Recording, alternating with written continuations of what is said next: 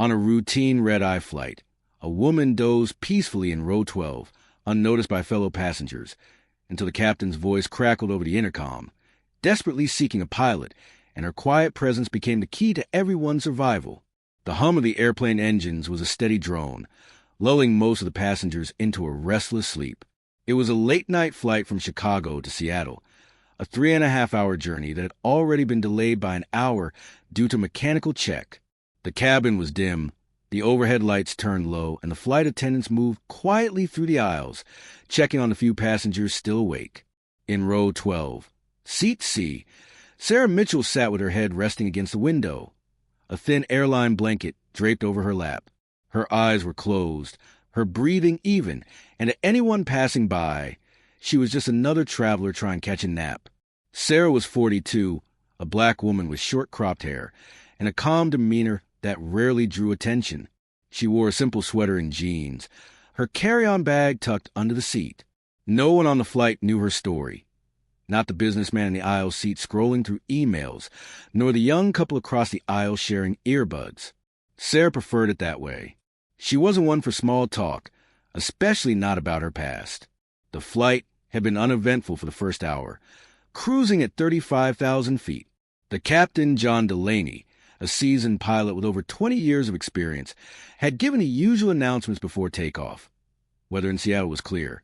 Expected arrival time was 1:15 a.m., and passengers should feel free to relax. His voice had been calm, professional, the kind that reassured even the most nervous flyers. But now, as the plane leveled off over the Midwest, something was wrong. In the cockpit, Captain Delaney gripped the yoke, his knuckles white. His co-pilot, First Officer Mark Reynolds, was slumped in his seat, his face pale and slick with sweat. It had started 20 minutes earlier. Reynolds had complained of dizziness, then nausea. Delaney had assumed it was air sickness, or maybe something he'd eaten during their layover. But when Reynolds started clutching his chest and struggling to breathe, Delaney realized it was serious. He called for the lead flight attendant, Karen Lopez, and within minutes, they confirmed the worst. Reynolds was having a medical emergency, likely a heart attack. Lopez, a veteran flight attendant with no-nonsense attitude, had rushed to the cabin to retrieve the onboard defibrillator and oxygen mask. 2 passengers, a nurse and an EMT, had volunteered to help, but Reynolds' condition was deteriorating fast. Delaney knew he couldn't leave the controls, not with the autopilot disengaged due to a minor system glitch they'd noticed during the pre-flight check. Flying a Boeing 737 single-handedly was possible, but landing it safely at Seattle-Tacoma International Airport without a co-pilot, especially in the middle of the night, was a daunting prospect. Delaney's voice came over the intercom, cutting through the cabin's quiet. "Ladies and gentlemen, this is your captain. We have a medical emergency in the cockpit, and I need to know if there's a pilot on board. If you have any flight experience, please press your call button or alert a flight attendant immediately." The announcement jolted the passengers awake. Heads turned, eyes wide with confusion and fear.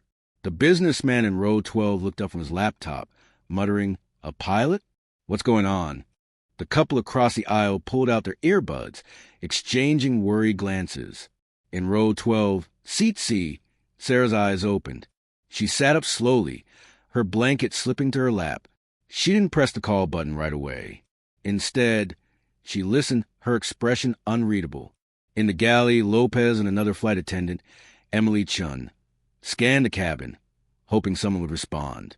The nurse and EMT were still tending to Reynolds, but their updates over the intercom were grim. "He's stable for now, but he needs a hospital," the nurse reported. Delaney's voice came back, steady but urgent. "I need someone with flight training. Anyone. Commercial, private, military, doesn't matter. Please." A man in a suit near the front stood up, hesitating. "I took flying lessons a few years ago," he said to Lopez, his voice shaky. "But I never got my license. Just a few hours in a Cessna." Lopez nodded, jotting down his seat number. "Thank you, sir. Anyone else?" No one else spoke up. The cabin was tense, passengers whispering to each other, some clutching armrests. Sarah remained still, her hands folded in her lap. She wasn't one to draw attention, but she could feel the weight of the moment pressing down. She knew what she had to do. Finally, she pressed the call button.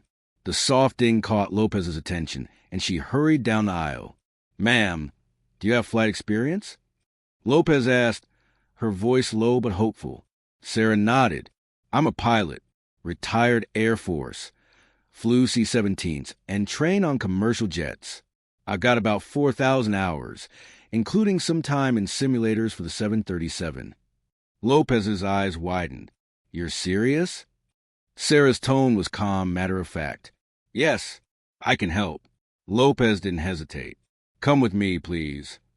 Sarah stood, grabbing her jacket from the overhead bin. The businessman next to her stared, his mouth slightly open. "You're a pilot?" he asked, as if he couldn't believe it. Sarah didn't respond. She followed Lopez to the cabin, ignoring the curious stares from other passengers. Whispers followed her, some surprised, others skeptical. "Her? She's gonna fly the plane?" one man muttered to his seatmate. In the cockpit, Delaney turned as Lopez brought Sarah in.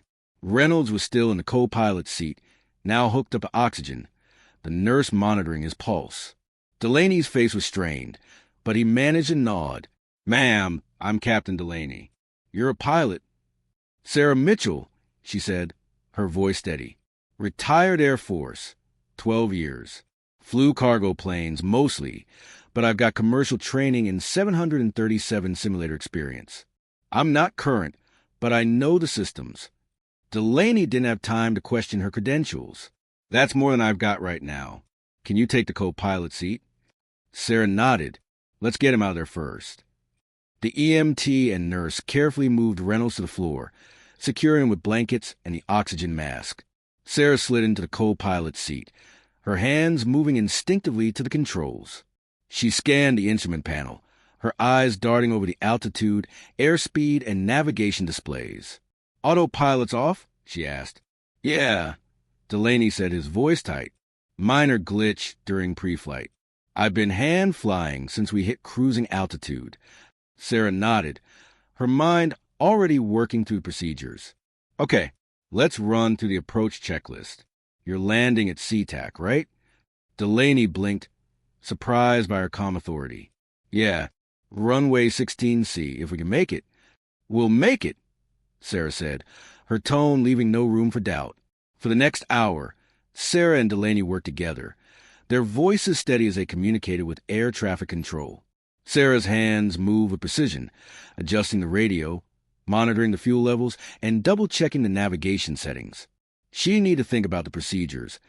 They came back to her like muscle memory. Her Air Force training had drilled them into her. Years of flying through high-stress missions, ensuring she could stay calm under pressure. Back in the cabin, the passengers were restless. Lopez and Chin moved through the aisles, reassuring everyone that the situation was under control. "We have a qualified pilot assisting the captain," Lopez said, her voice firm despite the nervous questions from passengers. Some asked about the co-pilot's condition. Others wanted to know who the woman from row 12 was. Lopez didn't have answers for all their questions, but she kept her composure, repeating that the plane was in good hands. As the plane began its descent into Seattle, the tension in the cockpit was palpable. Delaney handled the yoke, his focus razor-sharp, while Sarah called out altitudes and speeds, her voice steady. "Flaps